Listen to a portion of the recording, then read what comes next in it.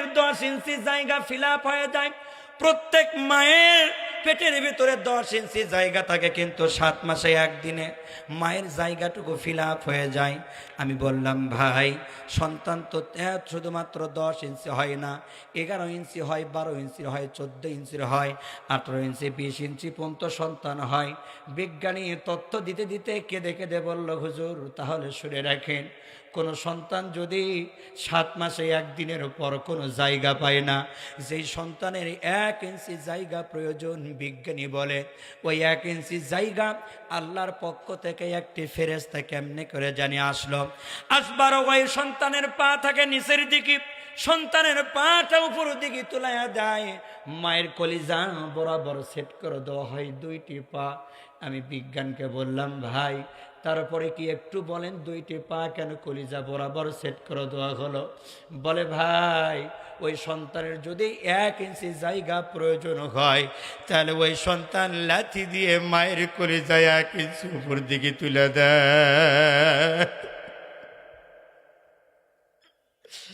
আমি বিজ্ঞানকে বললাম, ভাই যদি সন্তানের 2 ইঞ্চি জায়গা প্রয়োজন হয়, বিজ্ঞানী বলে ওই সন্তানের 2 ইঞ্চি জায়গা যদি প্রয়োজন হয়, মায়ের কলিজার নিচে যেই 2টি পা আছে, ওই পা দিয়ে মায়ের কলিজায় 2 ইঞ্চি ফাঁকা জায়গা করে নেয়, লাথি দেয়, 2 ইঞ্চি কলিজা উপর দিকে উঠে যায়, সন্তানের জন্য 2 ইঞ্চি জায়গা ফাঁকা হয়ে যায়। বলুন আল্লাহু আকবার। যারা মঞ্চে আছেন, বিজ্ঞানী কিছু তথ্য আপনারা পড়বেন, আপনারা সকলেই লাথিগুলো মেরেছেন। আমি মাওলানাও আমার মায়ের কলিজায় এই লাথিগুলো মেরেছি। যারা সামনে বসে আছেন আপনারাও মেরেছেন, কথা বলেন ঠিক কিনা? বিজ্ঞানকে বললাম, ভাই তারপরে কি বলা হলো? ভাই যদি সন্তানের 5 ইঞ্চি জায়গা প্রয়োজন হয়, বিজ্ঞানী বলে, ভাই লেখাপড়া করবার জন্য আমেরিকানে গিয়েছিলাম, মারে আমি মাটি দিতে পারিনি, 2 চোখ ভরে দেখতে পারি নাই, সার্টিফিকেটের কারণে গিয়েছিলাম। ভাই আমরা ল্যাবে দ্বারা পরীক্ষা করলাম, সন্তানের মায়ের কলিজার ভেতরে একটি যন্ত্র সেট করে দেখলাম, সন্তানের 5 ইঞ্চি জায়গা যদি প্রয়োজন হয়, সন্তানের পা দিয়ে কলিজা 5 ইঞ্চি উপরের দিকে উঠে যায়। এই লাথিগুলো আমিও মেরেছি, আপনারাও মেরেছেন। এই লাথিগুলো সভাপতি, সহ সভাপতি, বরণ্য অতিথি যাই যেখানে থাকেন না কেন, এই লাথিগুলো সকলেই মেরেছেন। বিজ্ঞানী বলে, ভাই একটি সন্তান জন্ম থেকে মায়ের পেট থেকে পৃথিবীতে আসা পর্যন্ত 1 নয় 2 নয় 4,500 বার মায়ের বুকে লাথি মেরে দেয়। বিজ্ঞানকে বললাম, ভাই 4,500 লাথি মারলো, মায়ে কেন মরলো না? বিজ্ঞানী বলে, ভাই আমরা একটা পুরুষের কলিজা নিলাম, একটা মায়ের কলিজা নিলাম, 2টা কলিজার মধ্যে 2টি যন্ত্র আমরা সেট করলাম। আমরা দেখতে পেলাম একটা মায়ের সন্তান মায়ের কলিজার ভিতরে 4,500 বার লাথি মারে। এরকম একটা লাথি যদি কোনো পুরুষকে দেওয়া হতো, ওই পুরুষটা আজীবনের জন্য পৃথিবীর থেকে বিদায় নিয়ে চলে যেত, বেঁচে থাকতো না। আমি বললাম, বিজ্ঞানী ভাই বলেন 4,500 বার লাথি দিলাম, মায়ে কেন মরল না?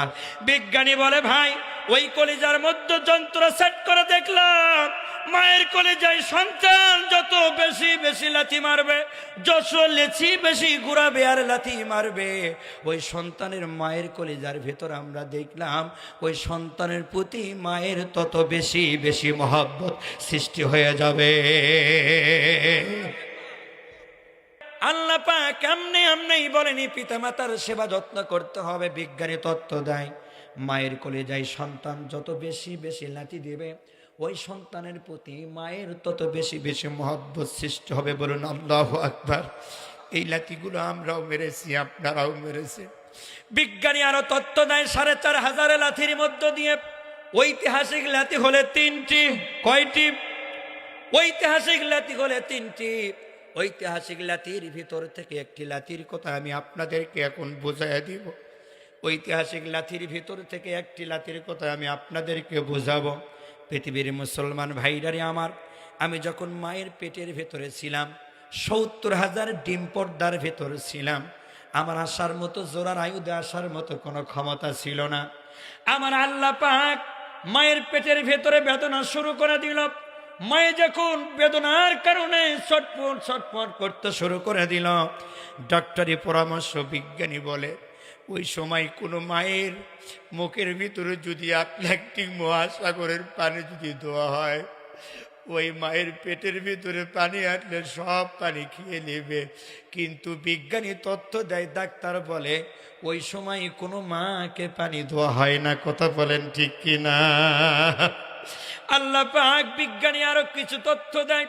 ওই সময় ঐতিহাসিক লাঠির ভিতরে থেকে একটি লাঠির কথা আপনাকে বলি। প্রসবের বেদনায় যখন শুরু হয়ে গেল, আপনি যখন আসবেন ৭০,০০০ ডিম পর্দার ভিতর আছেন, আল্লাহর পক্ষ থেকে একটি ফেরেশতা আসেন, আমার আপনার পা দুটি এই দিকে তাকান ভাই, এই দুইটি পা দিয়ে একটি পা গুলো ভাঁজ করা এরকম করে রেখে দিল। আল্লাহ পাক প্রত্যেক সন্তানের, মেয়ে হোক অথবা ছেলে হোক, প্রত্যেক সন্তানের এই ডান পায়ের পুরি লোকটা মায়ের কলিজা বরাবর সেট করে দেওয়া হয়। বিজ্ঞানী তত্ত্ব দেয়, বিজ্ঞানী বলে সন্তান যখন পৃথিবীতে আসবে ৭০,০০০ ডিম পর্দার মধ্যে যখন থাকে, ছোট্ট জোড়ার আয়ুধে আসতে পারে না। এই সন্তান কেমনে করে আসবে? আল্লাহর ফেরেশতা এসে প্রত্যেক সন্তানের ডান পায়ের বুড়ি লোকটা মায়ের কলিজা বরাবর দোয়া খায়। ওই সন্তান আসতে করে যখন ওই বুড়ি লোকটা দিয়ে মায়ের কলিজায় ত্রাস করে একটা লাথি মারে। বিজ্ঞানী বলে আমরা যন্ত্র সেট করে দেখলাম, অনুর মতো, জিরোর মতো, কোনার মতো, শস্যের দানার মতো কলিজাগুলো মায়ের বুকের মধ্যে মিশে যায়। বিজ্ঞানী আরো তথ্য দেয়, বলছে এই কলিজাগুলো এক জায়গায় থাকে না। যেরকম করে পাকা মেঝেতে একটা কাছের গিলাস ছেড়ে দিলে চূর্ণ বিচূর্ণ হয়ে যাবে, তেমনি করে ওই মায়ের কলিজাটুকু চূর্ণ বিচূর্ণ হয়ে যায়। আমি বললাম ভাই, ওই কলিজা যন্ত্র, ওই কলিজা সেট আবার লক্ষ্য, ওই কলিজা সেট করে কি দেয়? বিজ্ঞানী কেঁদে কেঁদে বলে ভাই শুনে রাখেন, ওই কলিজা জোড়া লাগাইতে হয় না, পৃথিবীর কোনো বাদশা লাগাইতে পারে না, পৃথিবীর কোনো ডাক্তার লাগাইতে পারে না, পৃথিবীর কোনো হাকিম কবিরাজ লাগে না।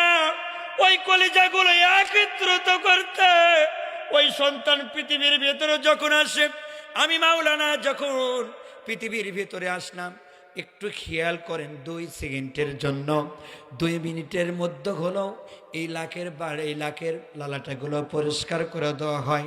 সন্তান যদি কথা না বলে, সন্তানের 2টি হাত ধরা হয়, 2টি পা ধরা হয়।